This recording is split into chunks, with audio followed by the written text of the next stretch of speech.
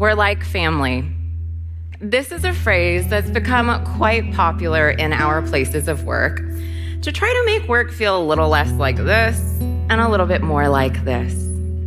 It's a phrase that started in the last decade or two to try to elicit feelings of warmth and belonging and really that cool culture vibe. The laid-back break rooms with the beanbag chairs and the beer on tap and those tight-knit teams that got through everything together like a family.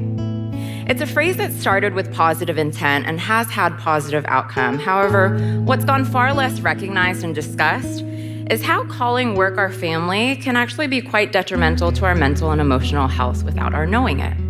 Which is why I'm here today to offer the reminder that work is not your family, and to explore how this cool culture catchphrase often ends up breeding burnout instead. My name is Gloria Chan Packer.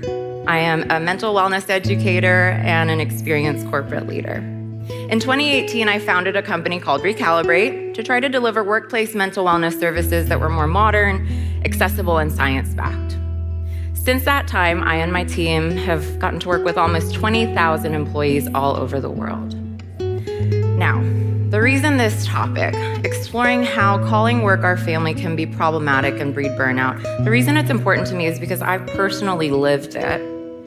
Before we get into that, though, let's first baseline by understanding why calling work our family at its core can be problematic. Doing so psychologically infers a really big blur and betrayal in our boundaries. Work and family are different entities with different goals, expectations, and responsibilities, and therefore should be separated and boundaried.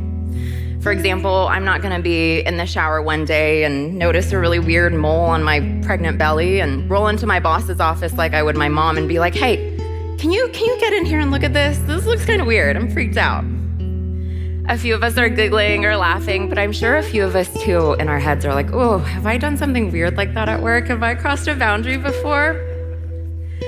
Boundaries are hard for a lot of us because many of us never learned boundaries. It's kind of a newer, buzzy phrase that not many of us really have learned or defined before. So let's start by defining what boundaries are and why they're so important to our mental health. I like to think of boundaries as our ability to identify, communicate, and take action on our needs. Being able to say, "I need to eat, I need to rest, I need some space right now." Survivally speaking, boundaries are critical for us as humans to be able to say, "I need something," to be able to find safety and resourcing. However, it can also be advantageous in certain situations to delay or deprioritize our needs too.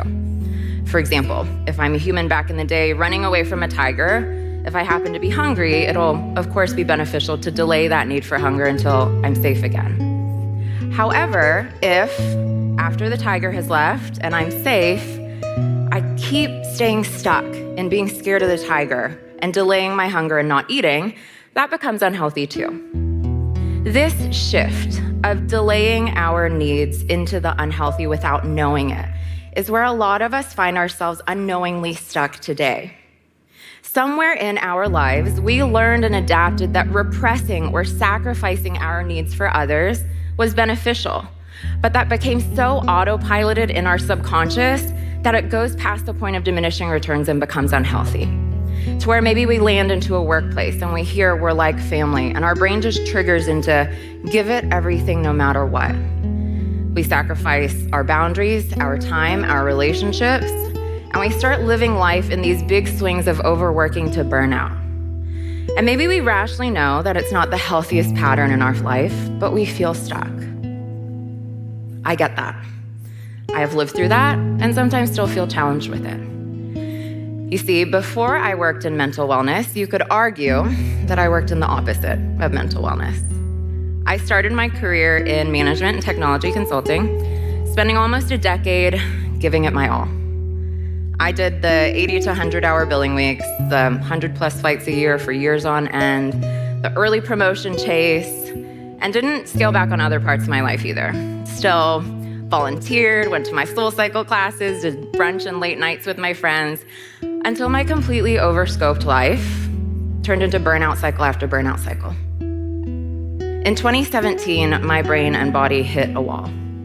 I started struggling with debilitating chronic migraines that for me meant that after months of no change and no medication or treatment working, I knew I had to take at least a leave from work.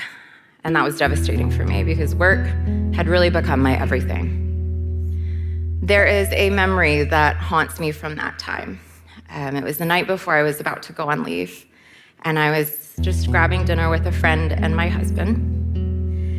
And I said to my friend, "Work is my entire worth and my identity. I don't know what I'm gonna do without it."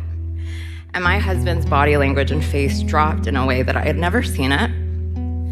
And after my friend left, I remember him saying to me, "I can't believe that you think that work is your only worth when I see so much more, and I can't believe you can't see that either." It's a poignant memory for me because I remember it feeling so true. And now I know it's not.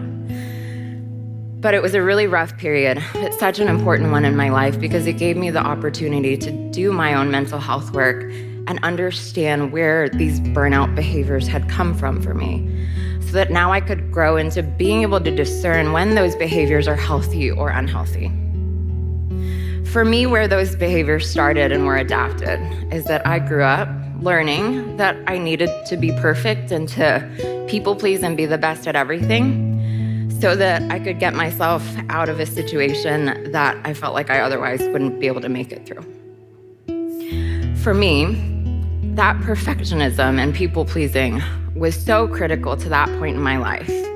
But then when I just put it on autopilot, it went way past the point of diminishing returns and often became unhealthy for me. That's my story. Let's spend some time getting to know yours.